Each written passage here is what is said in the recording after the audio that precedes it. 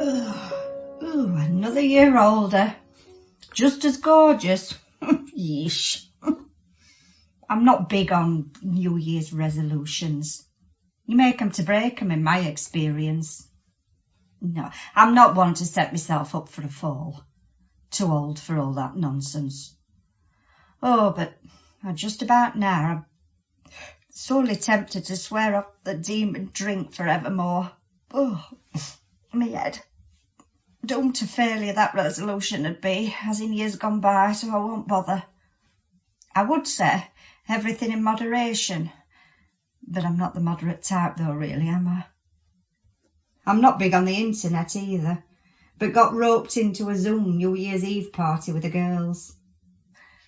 It were either that or face being sat there like a COVID shut-in on me Todd, listening to the clanging chimes of Big Ben and watching the fireworks over Westminster explode over a badly edited cacophony of modern pop. So any alternative were to be embraced. I don't think alcohol and the internet mixed very well. I'm old enough to remember a time when you got drunk and angry and you went to bed and slept it off. Not spewed it all out on a keyboard or via live link. And mortally wounded folk with a tirade of epic alcohol-fueled proportions that set the hair alight and meant that they never talked to you again. I've been there and done that. Oh, the shame. Not that I lost it at the virtual party. I didn't.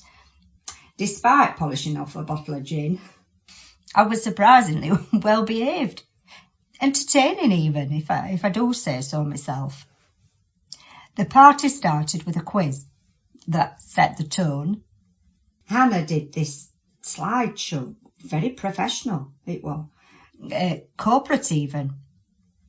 Well, she is in sales and a bit of a tech whiz, so she's well used to making online presentations. At any rate, we were presented with 10 male celebrities in the nude, with face obscured, and we had to name them based on the parts. It were tough, but enjoyable. And nobody got a high score, but we did get a few pleasant surprises. And I wasn't overly disappointed with my dismal tally. I felt like I'd had an education at least.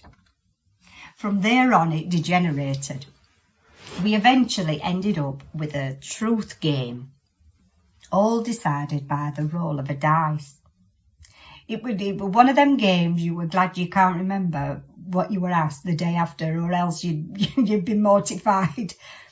Suzanne got asked what politician she'd sleep with, if her life depended on it. That she mentioned a few names and then said upon reflection, she'd rather die, thank you very much. Jenny were the first to drop out. Well, literally. She'd had a bad connection all night. She's a lighthouse keeper and always gets a poor signal. No, I'm joking. She's not a lighthouse keeper, though she might as well be. And I've told her she's brought it on herself, moving out to the sticks.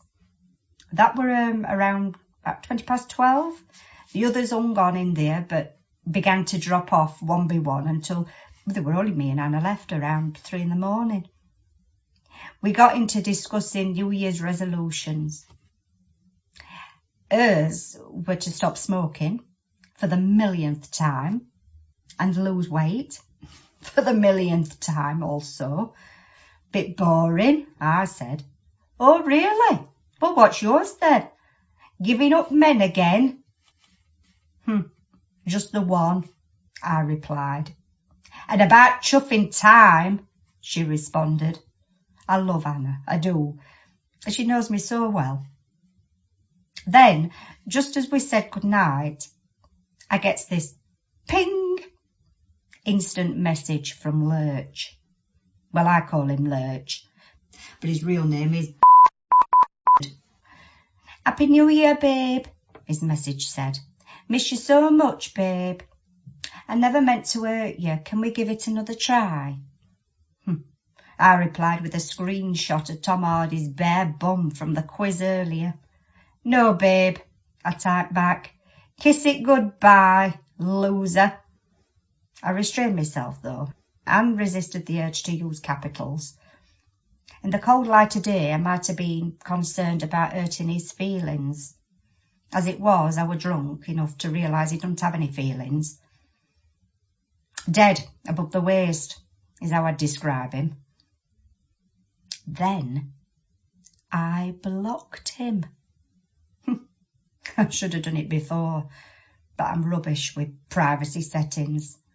Still, New Year, must try harder. Ringing in the changes. New year, new me.